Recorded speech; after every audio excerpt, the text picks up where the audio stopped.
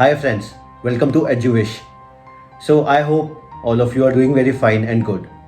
कुछ टाइम पहले मैंने एक वीडियो डाला था जिसके बेसिस पे मुझे एक जने का कमेंट आया. उसने कहा कि मुझे टाइम मैनेजमेंट सीखना. I want to be expert in time management. तो मैंने कहा nobody can be expert in time management because time management is not a skill और it's not a habit. It's a genetic thing जो आपको खुद अपने दिमाग में याद रखना पड़ेगा पल पल, हर एक समय, हर एक क्षण और हर एक काम करते रहो. फॉर एग्जाम्पल, हमें भूख लगती है. क्या हमें सच में भूख लगती है या हमें ऐसा एहसास होता है कि हमें भूख लगती है? दोनों में डिफरेंस है. एक तरफ हम अपनी बॉडी को एक टाइम टेबल के हिसाब से डाल रहे हैं कि हमें भूख लग रही है 1 बजे, 2 बजे, 3 बजे, और एक तरफ आपने अपनी बॉडी के सेंसेस को चेक किया कि क्या मैं सच में हंग्री हूँ, क्या मुझे उस खाना खाने की नीड है. तो दोनों का डिफरेंस यही होता है टाइम मैनेजमेंट के अंदर. क्योंकि टाइम मैनेजमेंट आप अगर अपने आप में चेक करोगे तो आपको पता चलेगा कि बहुत सारी चीज़ें आपके पास हैं जो आप रेगुलर बेसिस पे कर रहे हैं, बट वो ऑटोमेटिकली हो रही हैं बिना कुछ करे. फॉर एग्जाम्पल, बहुत लोगों की सुबह उठ के आदत होती है अखबार पढ़ने की, और आप नोट करोगे उनका टाइम मैनेजमेंट फिक्स है. सुबह उठेंगे 8 बजे अखबार पढ़ेंगे, 8 बजे के बाद चाय लेंगे या ब्रेकफास्ट करेंगे, एंड देन 9 बजे तक रेडी हो जाएंगे ऑफिस. और उनका टाइम टेबल चलता हुआ आ रहा है, not for days, weeks, months, but for years. And this is only because उन्होंने वो चीज़ को अपनी बॉडी अपने टाइम टेबल में इंडल्ज कर दिया, जिसको कहते हैं हम जेनेटिक इंडल्जेंस. अब उसकी बॉडी उस चीज़ को एक्सेप्ट कर चुकी है, उसका माइंड उस चीज़ को एक्सेप्ट कर चुका है. बट बात आती है if I want to enhance it, if I want to change it. So I have 3 simple steps that can help you in time management. So, पहला step, the first and the most important thing, start writing. First day, just do one thing. Write each and everything.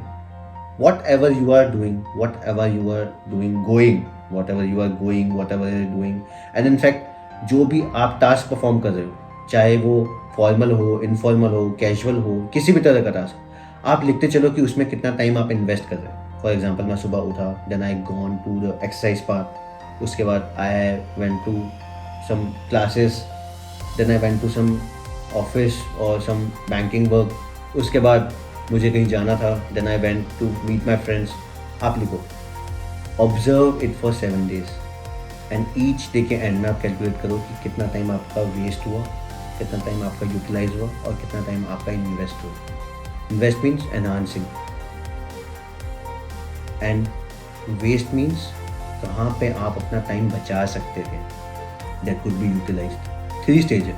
पहली stage आपका time waste, second stage आपका time utilisation, third stage time investment. इन तीनों stages के basis पे आप पता लगा सकते हो कि आपका टाइम मैनेजमेंट कितना इंपॉर्टेंट है, कहाँ कहाँ पे उसको एनहांस किया जा सकता है. तो लिखना इज इम्पॉर्टेंट. 7 days एक्सरसाइज करके देखो, 8 डे पे आपको पता चल जाएगा कि आपका टाइम कहाँ पे आपको इन्वेस्ट करना है, कहाँ वेस्ट करना है. सेकेंड थिंग, टाइम मैनेजमेंट के लिए 21-90 days रूल. कोई भी हैबिट को इन्वॉल्व करने के लिए, कोई भी चीज़ को परफॉर्म करने के लिए आप 21 days के लिए रेगुलर करते रहिए फॉर नेक्स्ट 21 days. जब आपके 21 days रेगुलरली कंप्लीट हो जाए, then try to make it for 90 days. अगर 90 दिन तक आपने किसी चीज़ को कर लिया, आई एम श्योर आपको कहीं कोई प्रॉब्लम नहीं है, आप अपने आप ही अपने आप को मैनेज करना चालू करें. And time management is all about managing ourselves, means making the best utilization of time in a whole 24 hours. सबके पास 24 hours ही हैं. अब ये भी एक डाउट है कि किसी के पास 24 घंटे हैं और किसी के पास भी 24 घंटे हैं, बट एक व्यक्ति जो ए है ये 90% टास्क कंप्लीट करता है और एक व्यक्ति सिर्फ 10% टास्क कंप्लीट कर रहा है. वाई?